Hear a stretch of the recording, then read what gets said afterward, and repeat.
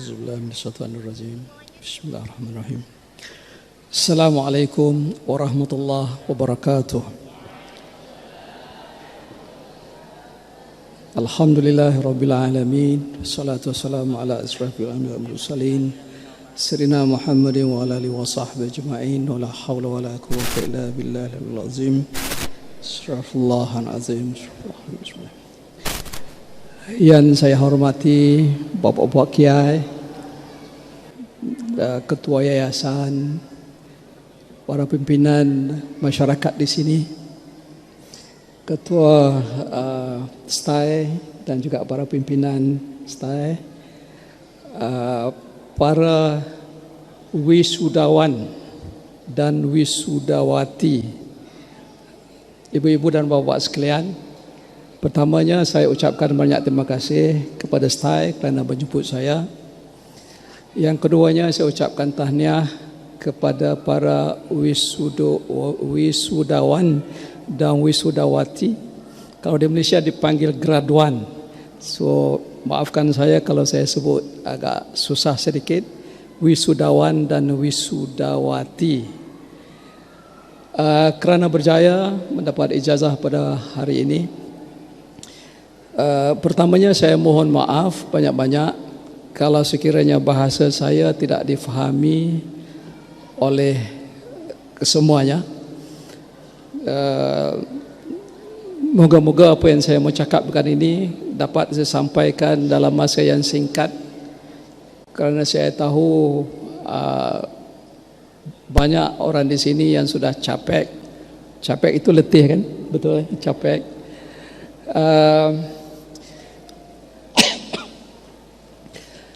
Cuma tadi Tuan Haji Ahmad Nawardi telah bercakap tentang tantangan bila para graduat, para wisudawan dan juga wisudawati keluar nanti. Artinya apa yang menunggu di luar daripada gedung ini. Tetapi saya pada hari ini mau membawa ke dalam diri kita sendiri untuk bertanya, kerana hari ini hari gembira, semua kita gembira, alhamdulillah. Tapi pada masa yang sama, hari ini juga adalah hari evaluasi diri kita masing-masing. Apabila kita sudah tamat pengajian, apakah ilmu kita makin bertambah? Apakah iman dan takwa kita makin bertambah?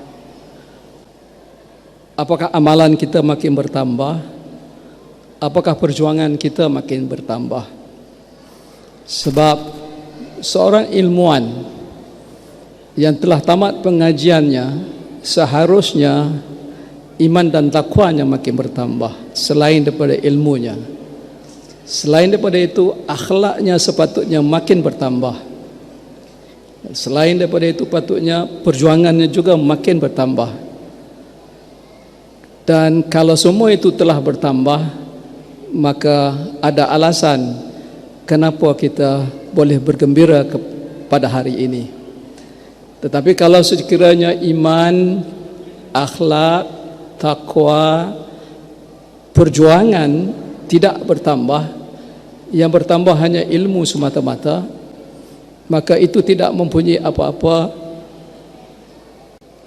arti di sisi Allah Subhanahu wa taala.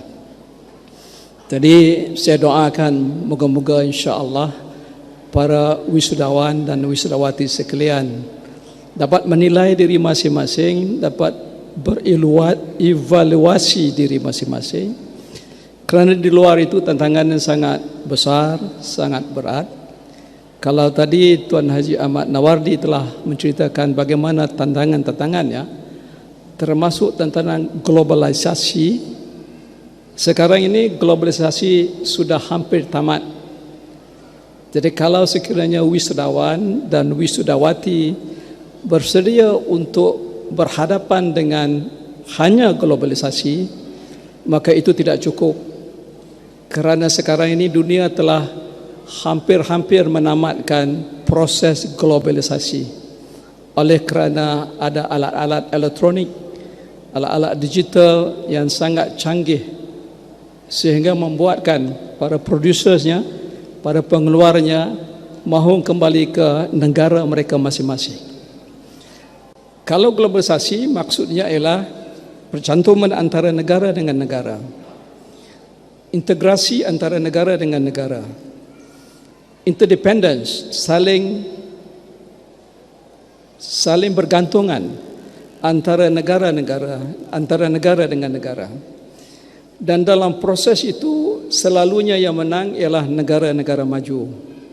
Negara-negara mundur ataupun negara-negara yang sedang membangun selalunya rugi, kerana proses itu melibatkan proses penindasan daripada negara-negara maju. Dan mereka membuka gedung-gedung di negara-negara mundur, negara-negara sedang membangun, kerana buruhnya murah di negara-negara seperti di Indonesia dan juga di Malaysia ini. Tetapi sekarang mereka mendapati dengan teknologi yang makin berkembang, mereka telah menciptakan alat-alat teknologi yang lebih murah berbanding dengan kalau sekiranya mereka membuka gedung di negara-negara yang buruhnya murah seperti di Indonesia dan di Malaysia. Jadi sekarang ini para pengusaha daripada luar berfikir untuk pulang balik ke negara-negara mereka. Dan itu berarti kalau itu berlaku, maka artinya pekerjaan di negara-negara mundur dan negara-negara dunia ketiga ini akan menjadi semakin kurang. Kerana production, kerana pengeluaran lakukan di negara mereka sendiri adalah lebih murah berbanding dengan di negara-negara mundur dan negara-negara yang tidak maju. Jadi artinya sekarang kita perlu memikirkan bagaimana berdepan dengan tamatnya globalisasi, bukan dengan globalisasi lagi. Dan ini dikatakan bahawa kita sekarang sedang berdepan dengan kemunculan revolusi industri yang keempat, yang mempunyai pelbagai macam alat untuk mengeluarkan sesuatu barangan dan perkhidmatan secara murah. Jadi dengan itu banyak alat-alatnya seperti artificial intelligence, seperti 3D dan sebagainya itu, maka itu saya yakin akan memberi kesan yang sangat besar kepada negara-negara kita di dunia ketiga ini. Dalam keadaan sedemikian, kita kena berdepan dengan kembali kepada jati diri kita. Ada 7 perkara. Pertama, kita kena berpegang kepada tasawur kita sebagai acuan. Yang kedua, kita kena berpegang bahawa kita ini adalah pelaku pembangunan yang bukan merupakan pelaku ekonomi semata-mata, tetapi ialah pelaku hamba Allah dan khalifah Allah.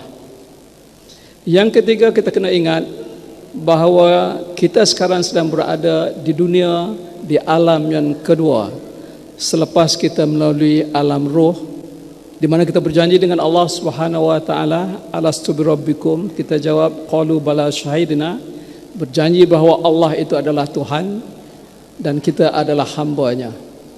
Jadi kita dihantarkan ke dunia ini untuk membuktikan kita laksanakan apa yang kita janjikan dengan Allah Subhanahu wa taala. Dan nanti kita akan berdepan dengan alam yang ketiga, yaitu alam akhirat, di mana Allah akan menghisap kita dan menentukan sama ada kita ditempatkan di neraka ataupun di syurga. Yang keempat, dalam kita berdepan untuk membuktikan kepada Allah Subhanahu wa taala di dunia ini, maka kita kena berpegang kepada rangka kehidupan kita, yaitu berpegang kepada ilmu tauhid seboleh mungkin, berpegang kepada ilmu fiqh seboleh mungkin, dan berpegang kepada tasawuf seboleh mungkin. Yang keempat, ialah metodologi kehidupan kita ini mestilah berasaskan kepada ibadah.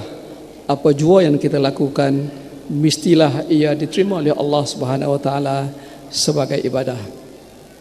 Yang keenam, dalam kita membangunkan masyarakat kita, kita berinteraksi dengan sumber daya alam dan sentiasa kena ingat bahawa sumber daya alam itu adalah ciptaan Allah Subhanahu wa taala untuk kita gunakan sebagai alat untuk membuktikan bahawa benar kita ini hamba Allah dan kita ini adalah khalifah Allah.